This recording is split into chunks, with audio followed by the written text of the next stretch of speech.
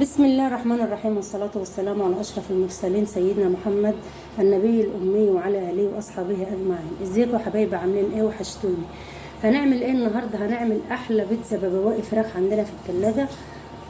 أو ما عندكيش طبعا بواقي حاجات في التلاجة، هتطلعي صدر فرخة أو تعملي تخلي ورك وتعملي بيه عادي خالص.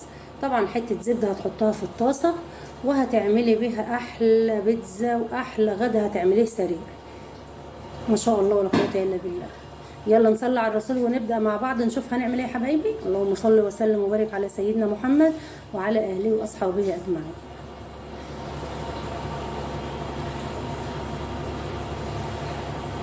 يلا نصلي على الرسول يا حبايبي ونقول هنعمل ايه. بسم الله ما شاء الله. معانا كده ايه، نص كيلو دقيق. هنعمل طبعا البيتزا نص كيلو دقيق. معانا هنا معلقتين لبن بودرة، اختياري على فكرة، لو مش موجود عادي خالص. معانا شوية ملح، معانا شوية سكر، معانا شوية زعتر، والمعلقتين اللبن البودرة زي ما قلنا. ومعانا الزبادي، هحط برضو معلقتين لان انا عاملة نص او 3 معالق لان العلبة دي كبيرة. ومعانا المية دافية. تمام. انا هعجن بقى عشان ما اطولش عليكم الفيديو. هنزل الحاجات دي كلها هنا كده. وطبعا هنحط ايه، نص كوباية زيت. ماشي. بص يا حبايبي، انا حطيت كده الحاجه كلها، الخميره واللبن البودره والملح والسكر والزبادي والزيت. هنزل بقى بالميه واعجنها لان هي بتعوز ايه تتخدم صح. ماشي، عشان ما اطولش عليكم بس الفيديو كده. طبعا خلصت ما شاء الله. ها، الملمس بتاعها ناعم لان انا طبعا ايه عجنتها كتير، يعني زي 10 دقايق كده. وانت قاعده كده ما شاء الله، ما تقفش كده على الرخامه وترجعي تاني تقولي انا ظهري وجعني ولا حاجه. اقعدي على الارض كده بقى وايه، وهاتي قوتك كلها فيها. هحط بقى ايدي لسه طبعا، بس ايدي نضيفه. وطالما ده نضف معاكي كده، الطبق اللي انت عجنتي فيه نضف معاكي كده، يبقى ايه العجينه ما شاء الله خدت كفايتها في العجن. هحط شويه زيت صغيرين خالص على الوش كده واغطي عليها واركنها على جنب كده واحضر انا كان عندي فراخ طبعا.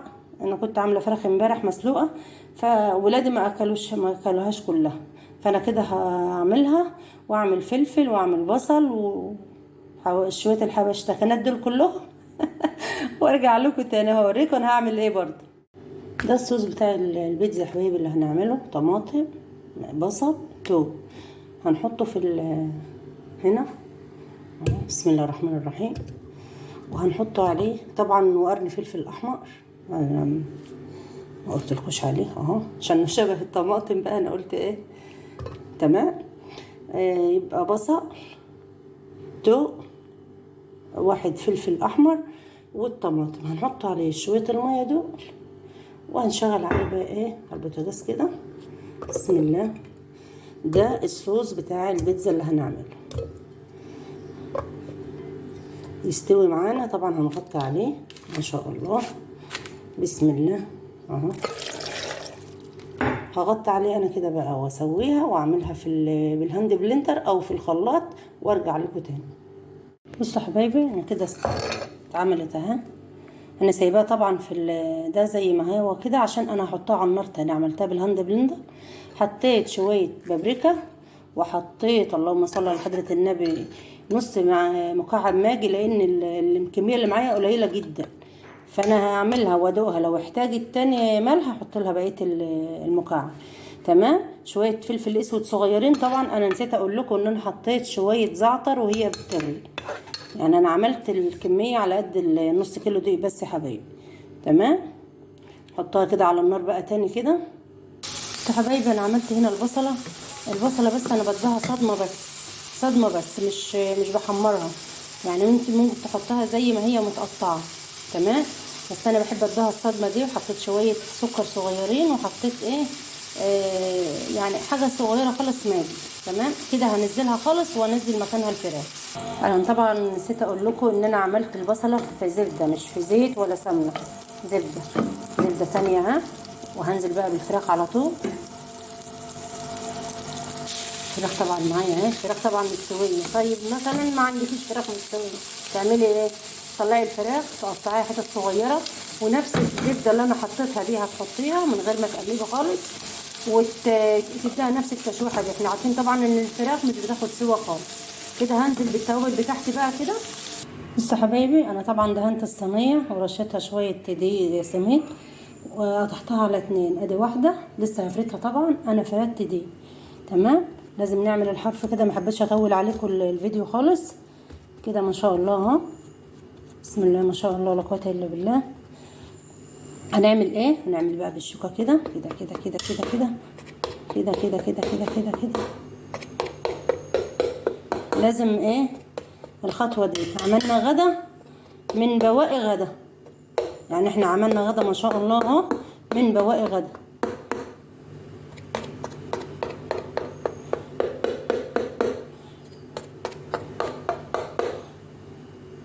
هنعمل ايه بقى؟ هحط الصوص بتاع البيتزا. عايزه اقول لكم الريحه روعه، الريحه بتاعته حلوه جدا، بسم الله ما شاء الله.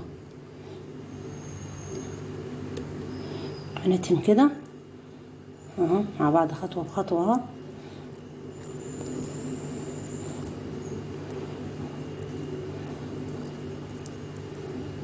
طبعا انا شغلت الفرن عشان يبقى جاهز وسخن على طول ندخله ايه على فرن ساخن. انا طبعا فردتها بايدي لان ما احتجتش نشابه ولا حاجه، لان انا عامله العجينه طريه ما شاء الله في ايديا. ماشي، ظهر المعلقه كده حاجه بسيطه على الحرف اللي احنا علمناه ده. حابه انت تخليها تخينه معاكي شويه عادي، انا عامله دي رهيفه شويه لان عيالي بيحبوها ايه مش تخينه جامد، فهعمل واحده كده وواحده كده. كده هنزل بقى بالجبنه كده ما شاء الله. حطيت الصوص الاول وحطيت جبنه ورصيت بقى طماطم وفلفل الوان والبصل اللي انا كرملته معاكم ده. وبعدين في الاخر خالص حطيت على الوش الفراخ. وكان عندي سوسيس طبعا، كانت اسراء عاملاه في الفريزر عندي، خرجته هو كمان. يعني عملت نصها فراخ ونصها سوسيس. ماشي، وحطيت الجبنه بقى الاخر خالص اهي. هندخل بقى الفرن كده واعمل التانية. وكده خلصنا يا حبايبي، بسم الله ما شاء الله. طبعا حمرت شويه بطاطس كده، الصوصات طبعا اللي هياكلوا بيها. انا طبعا المفروض افضي في طبق تاني بس ايه على المناديل كده عشان الزيت بقى والزيوت بقى كده ما شاء الله. مفيش ازحل من كده. انا بحب طبعا الخضار عليها كتير، اللي هو الفلفل الوان، وحطيت طماطم شرايح ما شاء الله. مفيش احسن من كده. والريحه عايزه اقول لكم تحفه. عملنا غدا من بواقي حاجات عندنا في التلاجة ما شاء الله. يلا يا حبايب قبل ما عملتش اشتراك يعمل اللايك الجميل. انا طبعا عجنت وعملت كل حاجه ايه، ما حبيتش اطول عليكم الفيديو خالص. ما شاء الله ولا قوه الا بالله، مفيش احسن من كده. شوفوا يا ولاد انا قطعتها، شايفين الجمال؟ عايزه اقول لكم تحفه. شوفوا قعرها عامل ازاي ما شاء الله. الصينيه التانية معانا اهي، هنشوفها برضو مع بعض اهي ما شاء الله. سخنه وماسكه التليفون بايدي ما شاء الله ولا قوه الا بالله. ايه رايكم؟ بسم الله ما شاء الله. طعم حكايه، الطعم حكايه. تعالوا كلوا معانا بقى.